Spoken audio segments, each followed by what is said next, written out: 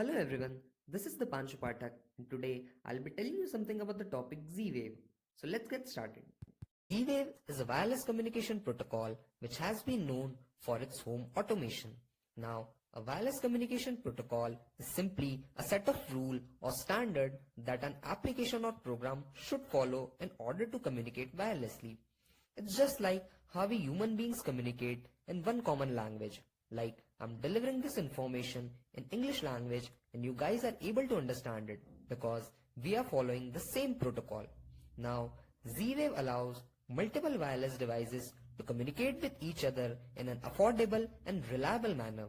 Now, to understand Z-Wave better, let's dig deep into this protocol. Now, as I told you, Z-Wave is a protocol which is used for wireless communications mainly in home automations. So if you're looking for some smart home automations, if you're looking for some smart control lightings or security systems or smart locking system, or you want your refrigerators and AC to be as smart that when you enter the room, they should automatically switch on, or you're looking for some mood lighting, then Z-Wave is the thing to go for. The Z-Wave protocol was originally developed by Danish startup Zen Systems, and now the Z-Wave transceiver chips are supplied by both Sigma and Mitsumi. So, Z-Wave was first developed by thought of a company named Zensys, which was founded by two engineers. These engineers were trying to build something for their home, which later on turned out to be the protocol which is implemented by many companies all over the world. Later, in 2008, it was acquired by a company named Sigma Designs. After seeing the potential of this technology, different companies decided to join their alliance, which is formally known as the Z-Wave Alliance, and which currently have more than 300 plus companies with more than 1500 devices that support 40 million applications which are running worldwide currently. Okay, so now let us understand something about the Z-Wave topology. So the Z-Wave is based on a mesh network topology. Now, which means each device installed in the network will become a signal repeater. So as a result, the more devices you'll have in your home, the stronger your network will be. Z-Wave signals easily travel through almost all the walls, floors and even the ceilings themselves around the obstacle to attain seamless, robust and a whole home coverage. Now, talking about the range of Z-Wave, the Z-Wave has a range of 100 meters, and when we talk about the open air, it is up to 328 feet. Now, obviously the building materials reduce that range, but it is recommended to have a Z-Wave device roughly every 30 feet or closer for maximum efficiency.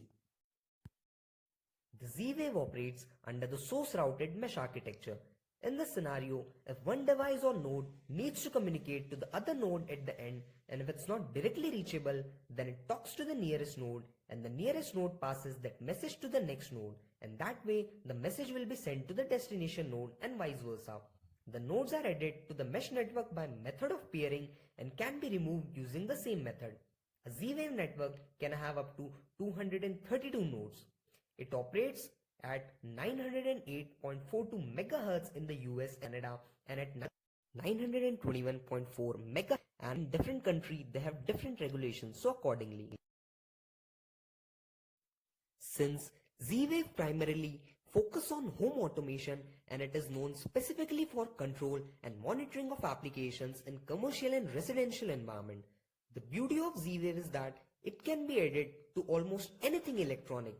Even the thing that might not strike as an intelligent device such as light, appliances like a refrigerator and washing machine, door locks and several other applications that can be found in a home. The status of these applications and their current setting could be checked and updated via a smartphone application without user having to be in direct contact with those devices. Any suspicious activity and users are provided with an alert. The Z-Wave technology is mature, proven and broadly deployed with over 50 million products running worldwide. It has been extensively used in residential systems throughout numerous business spectrum including AT&T, Alarm.com, TXC and other prominent service providers including cartels, cruise ship and even the vacation rentals. Okay, so now let us understand something about the Z-Wave components. So there are two main components in a Z-Wave. The first one is a controller. So all Z-Wave networks require a controller. The first controller on the network is a primary controller, and it is responsible for including and excluding the nodes, assigning node IDs to nodes, and maintaining a routing table. A Z-Wave controller is a device that allows you to control all the Z-Wave devices connected to the wireless network via the internet. Now, some controllers don't require internet services like a HomeShare SEL. Now, instead of using a remote for each smart home device, one Z-Wave controller will be enough. A Z-Wave controller will be the central hub of all these products and which will allow them to talk and respond with each other. Now this is how a typical Z-Wave controller looks like. Z-Wave manufacturers have made the setup process very easy. You may feel a little overwhelmed if you want to install multiple devices at once. With a minimum of 2 devices, you can begin building your collection.